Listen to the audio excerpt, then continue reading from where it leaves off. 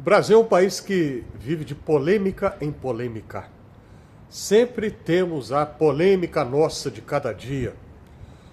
A mais recente, ou talvez uma das mais, enquanto eu estou gravando aqui esse vídeo, é bem capaz que outra polêmica já esteja acontecendo ou sendo formada. Mas enfim, uma das mais recentes, que tem chamado muito a atenção de muita gente, é a que envolve aquele comediante de stand-up que foi condenado pela Justiça de São Paulo, uma juíza de São Paulo o condenou a uma multa e uma prisão em um show. Ele tinha sido denunciado pelo Ministério Público, em um show, ele fazendo piadas com algumas pessoas que estão em algumas categorias. Por exemplo, pessoas que têm obesidade, acima do peso, pessoas HIV positivas, pessoas, enfim, em situações de algum tipo de fragilidade, negros, por exemplo, enfim. E aí ele, o comediante, já veio nas redes sociais e não admite em hipótese alguma a possibilidade que ele esteja errado e que ele teria que se retratar e reconhecer que passou dos limites. E logo vieram outros humoristas na defesa desse comediante condenado pela justiça. E a grande questão é a da tal da liberdade de expressão. Liberdade de expressão tem limite? Sim ou não? Se algum limite é imposto a essa condição chamada liberdade de expressão, isso é censura e como tal deve ser evitado? Esta é uma questão que acontece no Brasil, uma discussão, melhor dizendo, uma discussão que acontece no Brasil já há alguns anos. É relativamente recente, não é? Mas é uma questão bastante importante.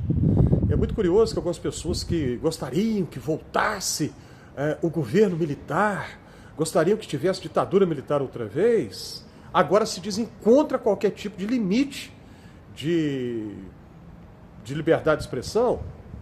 Olha que contradição. Porque no tempo da ditadura militar no Brasil havia a censura e comediantes que faziam piadas totalmente diferentes dessas, às vezes foram censurados. Até o Renato Aragão, nos Trapalhões, uma vez foi censurado, né, por fazer uma piada que não tratava de nenhuma dessas condições. E aí a gente percebe essa contradição, né? Pessoas que querem que volte uma ditadura militar e ao mesmo tempo são contra qualquer tipo de censura.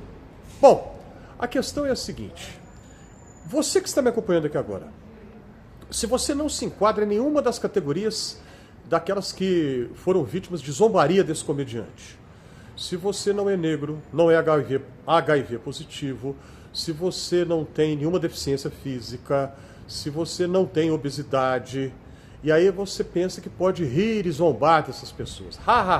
Que piada mais engraçada.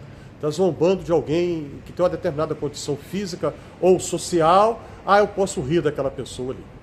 Coloque-se no lugar dessa outra pessoa.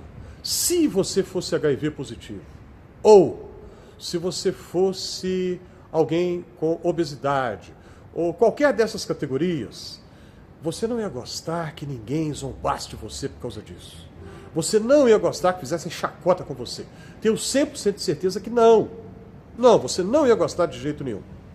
É preciso ter honestidade e coragem nessa hora para admitir, né? E colocar-se no lugar do outro é uma das maneiras de a gente viver aquilo que Jesus disse, que a Bíblia fala: ama a teu próximo como a ti mesmo. É difícil, não é? É muito difícil. Amar-se é fácil. Agora, amar o outro, amar o próximo como a si mesmo, como a si mesma, é muito difícil.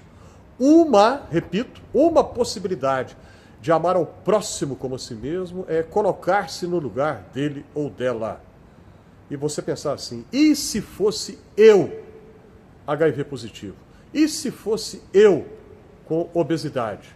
E se fosse eu qualquer daquelas outras condições que o humorista fez piadas?